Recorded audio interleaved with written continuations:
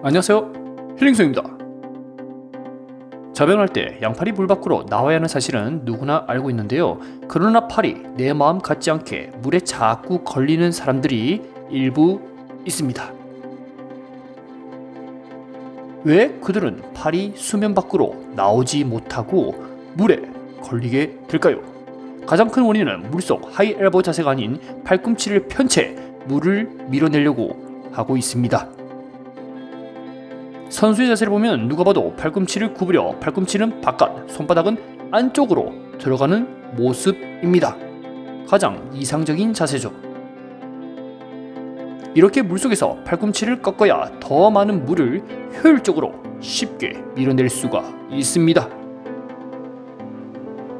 만약에 물속에서 팔을 다 펴서 뒤로 밀어내면 어떤 현상이 벌어질까요? 팔꿈치를 편 채 무거운 물을 뒤로 밀어내려고 하니 양팔의 힘을 제대로 쓸 수가 없습니다. 결국 팔은 수면으로 올라오기 직전 저항으로 인해 속도가 줄어들게 되며 물에 걸리는 저병이 되는 것이죠.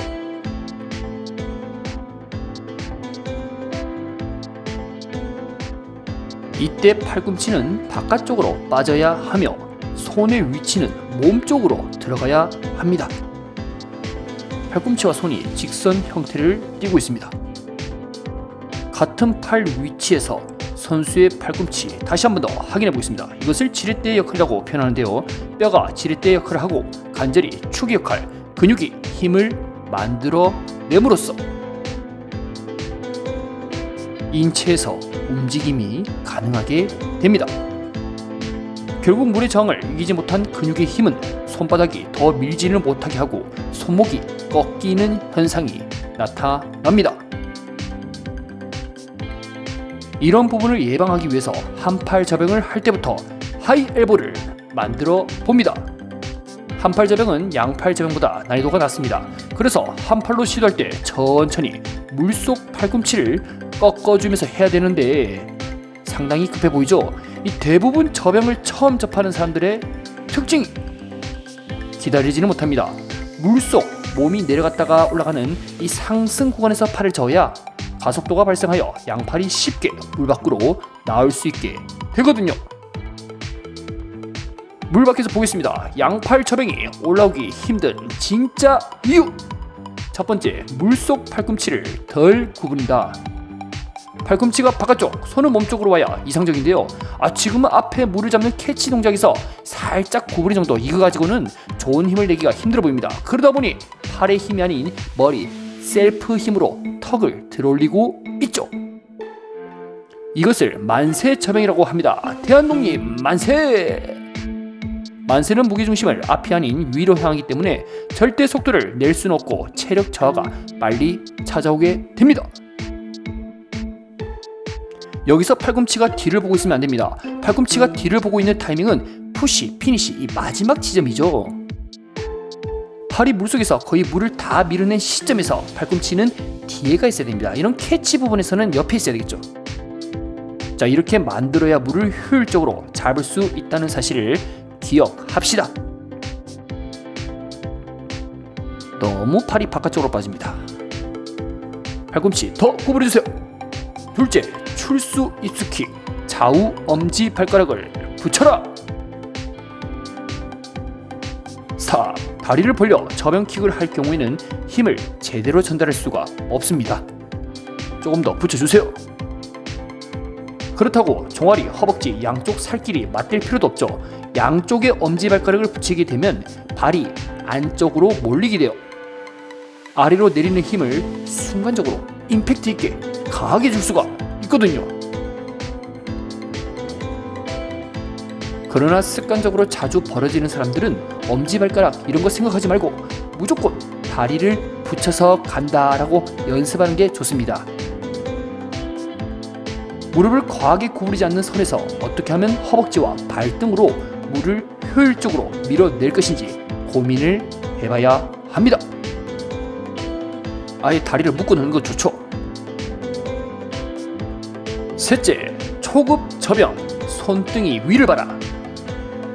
일단 팔이 물 밖에 나왔습니다. 이 어렵게 나온 양팔 다시 물속으로 복귀하면 아깝지만 다시 물을 밀어내기 위해서 글라이딩을 하며 물속에 들어가죠. 이때 가장 편한 자세는 손등이 위를 향하는 것입니다. 그러나 현재 상황은 손바닥이 앞을 보고 있는데요. 팔이 물 밖에 나왔을 때 가장 비효율적 자세라 보면 됩니다. 여기서 왜 손바닥이 앞을 보고 있을까요?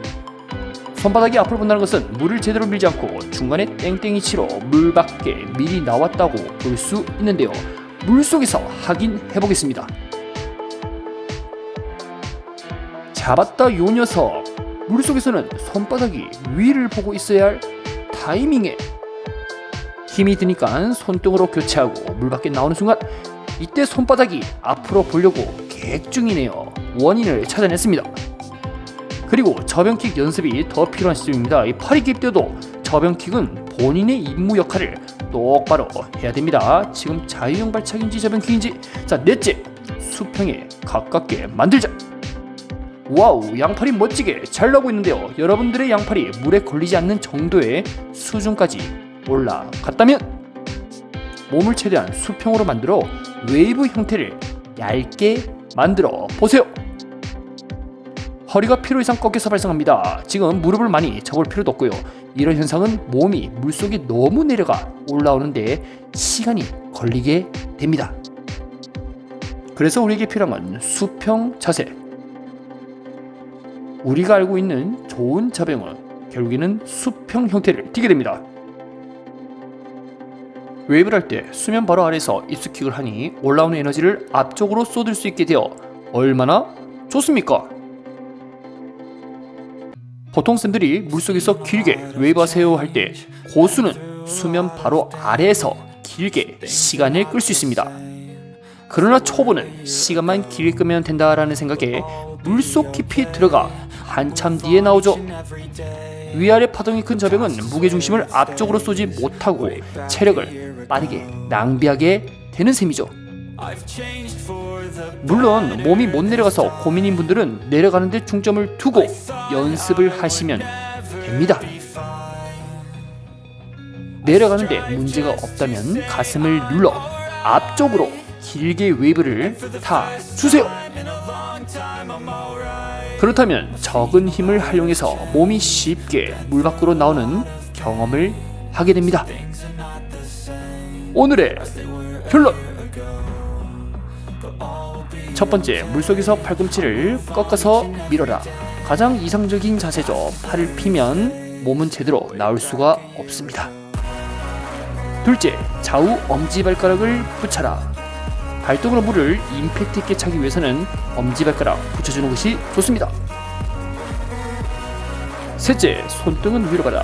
진짜 마스터즈는 이 손등이 앞을 보는데 초급 자병에서는 손등이 위로 보는 게 편합니다. 넷째, 수평 자세를 유지하라. 몸이 내려갔다 올라오는데 시간이 한참 걸리면 몸의 무게중심을 앞쪽으로 쏟을 수 없게 됩니다. 오늘도 영상 시청해주셔서 감사합니다.